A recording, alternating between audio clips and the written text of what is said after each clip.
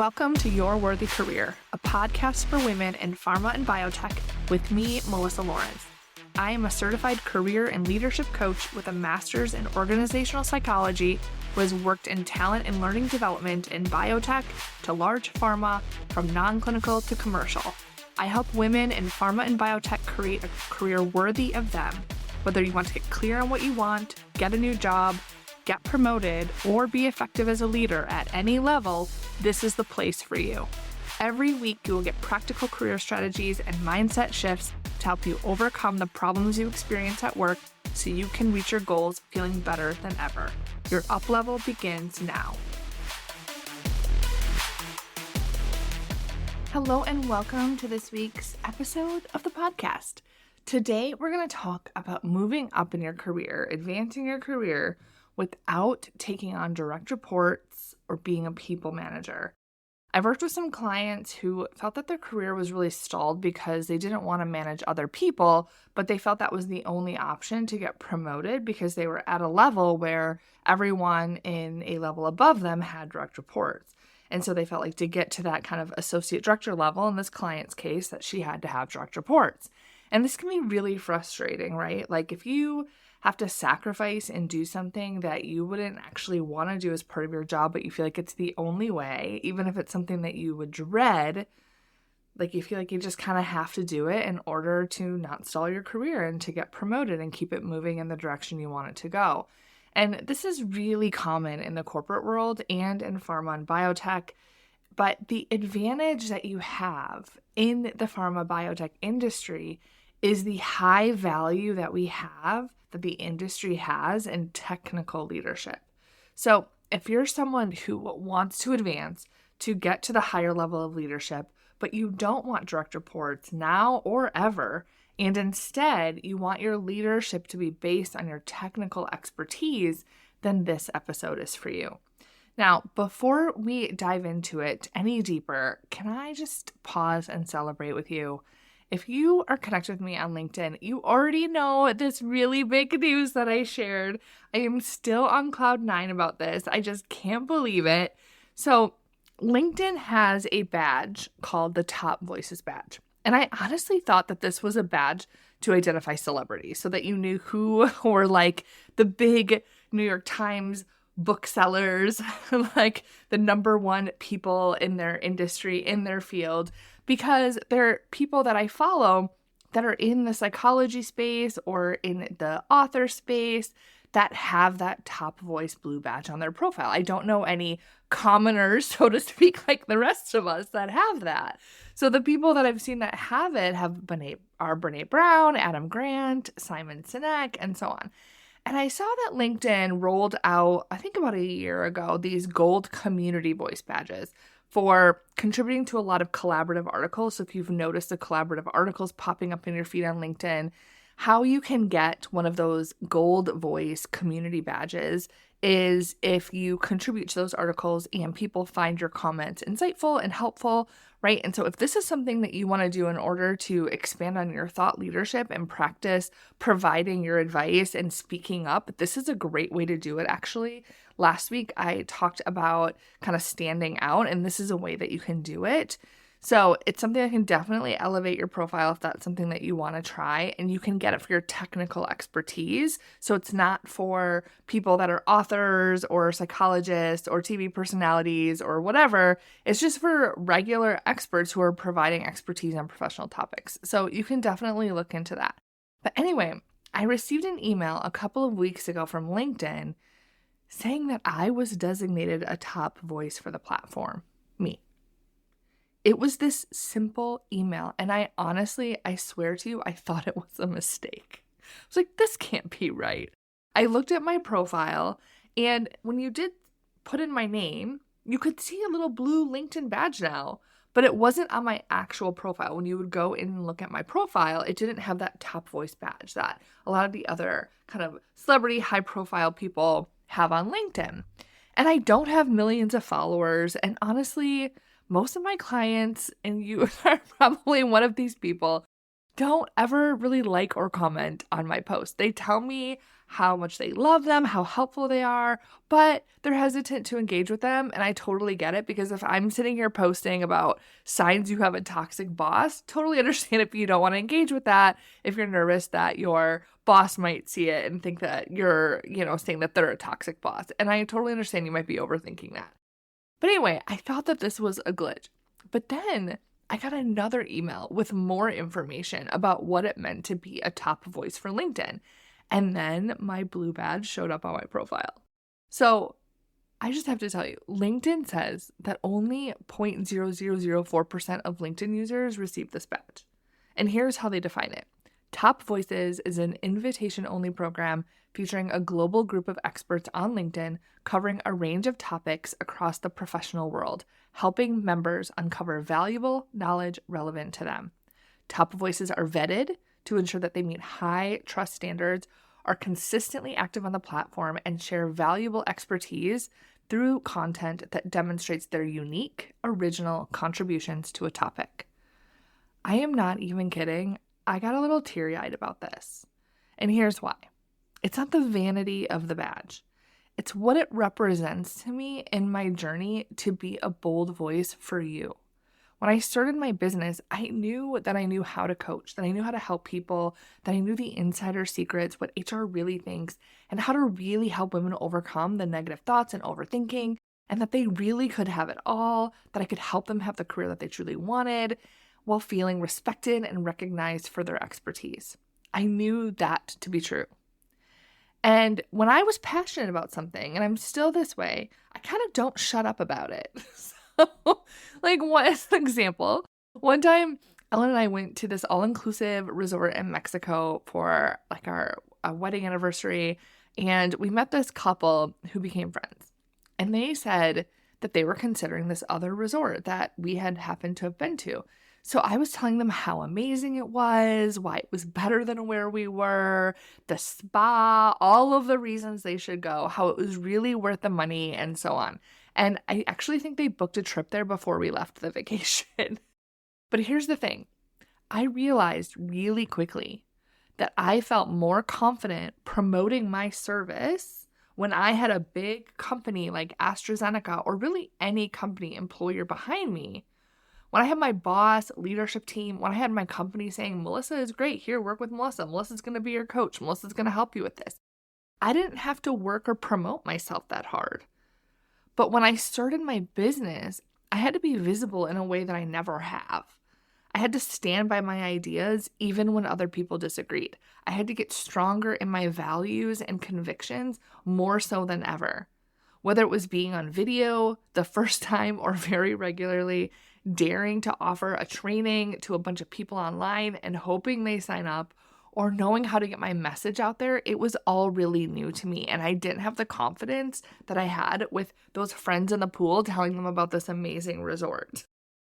I was all in my head about people's thoughts about me, not really knowing how much I could help them, not understanding how I could help them. I was all in my head about it.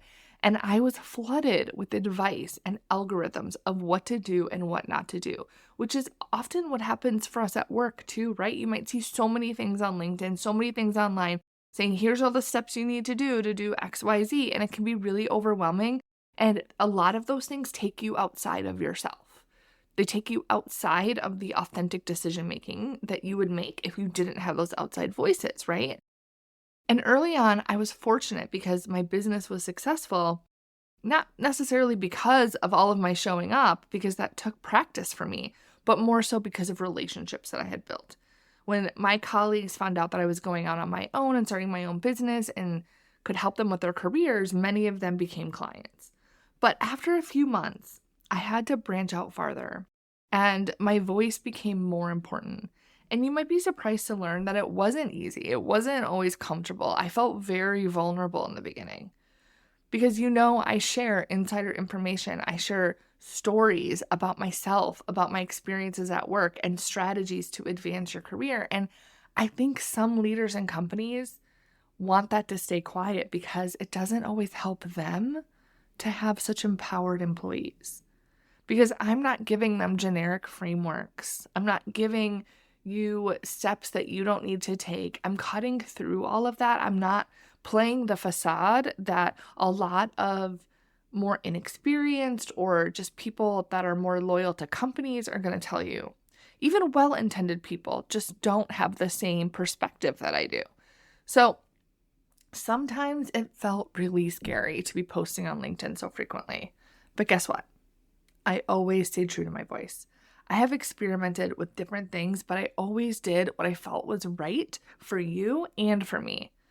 When I felt vulnerable, I told myself I go first.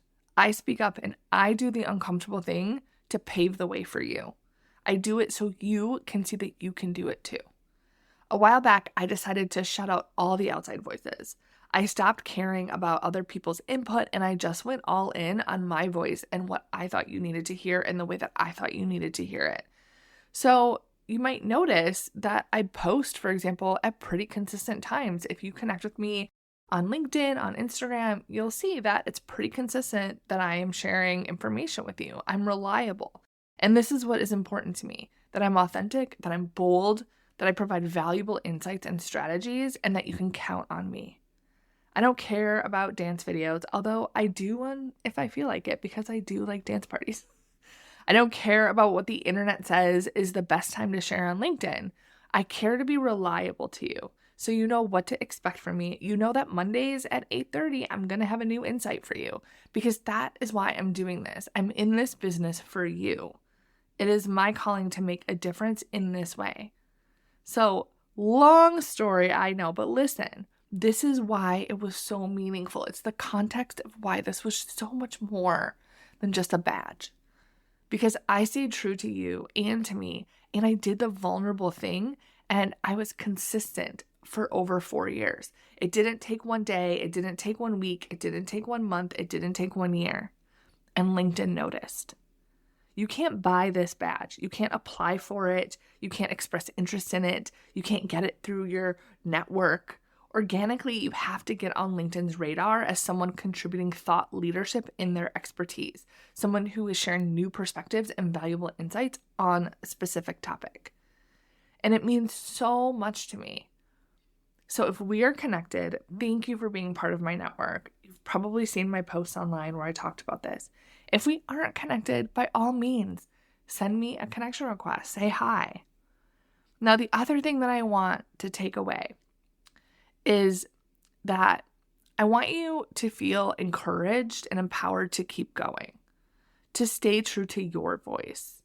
You don't need to be like the broskies, to be a manager that looks and talks and acts like everyone else. You don't need to sacrifice who you are. And that message is really connected to our episode today.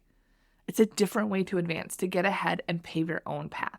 And maybe you won't get the recognition today, but it feels so good when you get the recognition knowing you were true to you. And it feels good every step of the way, knowing you're not sacrificing your values. That the job that you got was the right job for you. The promotion you got was the right promotion for you. When your boss recognizes your thought leadership, when you show up in each moment being authentic to yourself. So let's talk about the way to do this with moving up without being a people manager. So I was working with a client who came to me and said she wanted to get promoted to associate director, but the only way to do that was to be a people manager. So she felt stuck. What we did is we created her career protocol, my process that at a micro level will define your zone of genius and the best role for you. It becomes a very powerful decision-making tool. And it also becomes the foundation for all of your future career development, for your 3-year plan, for your development conversations with your manager, and for creating the business case for your promotion or new role. And what we discovered is that there were some really unique problems she wanted to solve for her department. These problems were actually critical to her business unit, and there wasn't anyone as skilled as she was to solve them. Because we knew with such detail what her strengths and talents were, the problems she wanted to solve, and how they related to the pain points her group was experiencing, it was easy to create a business case for a new associate director level that was technically based and without direct reports. Her level of scope and influence was going to increase, and her technical acumen was going to solve a problem for the business. For her to deliver, she didn't need to have direct reports.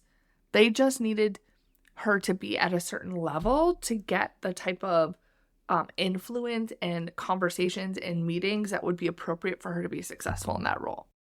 Now, when I say create a business case, this isn't a pitch deck.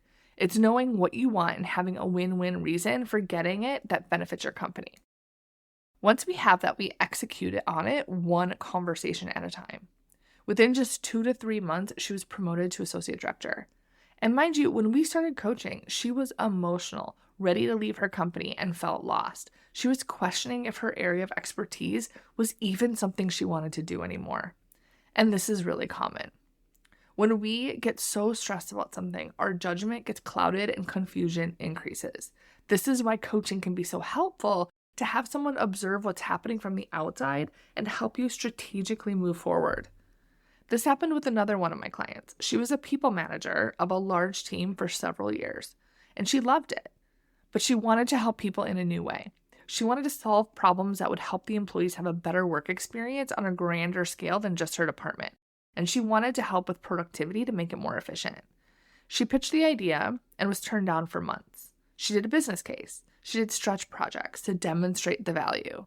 She worked with her boss, HR, the leadership team. They all said, thanks, but no thanks. You can keep doing these special projects. I see how these are helpful, but we're not going to make a role for you. We don't really see a need for this. So she felt her career was stalled. She wanted to advance in her skills and contribute differently. When we started working together, I was able to identify the flaw in her business case and her delivery. She had a blind spot in her communication skills and the angle that she was using for her requests. Once we cleaned those things up, she was able to move into a new role, let go of her direct reports, and be a technical leader solving the problems that she wanted to solve. Both of these clients moved into new leadership roles without direct reports. One of them didn't think she could be promoted without a people manager, and we changed that. The other let go of people management to get to her next level. And here's the thing. Just because you are good at something doesn't mean you have to do it. And just because you wanted something before or now doesn't mean it's always going to be what you want. My client wanted to be a people manager, and then she wanted to serve in a new way. My other client didn't want to be a people manager, but she might want to a few years from now. I have another client who is a senior director in her technical expertise, no direct reports. That is what she wanted. But then she came to me and said, I want to explore people management now. So then we used the best strategy to get direct reports added to her roster. Now she's on the succession plan to lead the entire department. So management of people isn't the only way up. Technical leadership isn't the only way up. You can decide what you want and create it. You can get that now and move into something later if you choose. Give yourself permission to be flexible. You get to define your career at every stage. For you, think about what you really want for yourself right now at this time in your career and your life. Not what you think you should do, not what other people will think of, whatever you decide, but just what is it that you really want? Consider if a lateral move or non-managerial leadership role could better align with your strengths, your talents, the problems you want to solve. Let go of the judgment and expectation of what you think you should do.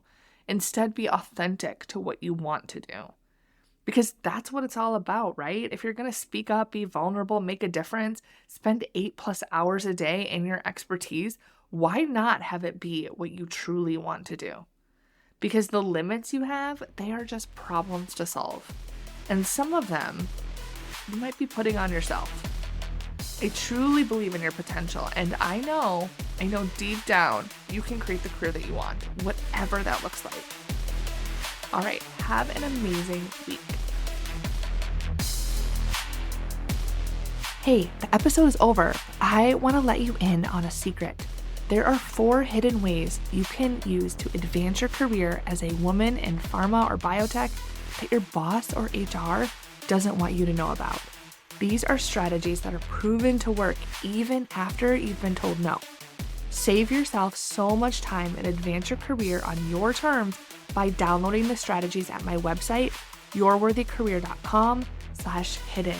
They're completely free. Go get them now.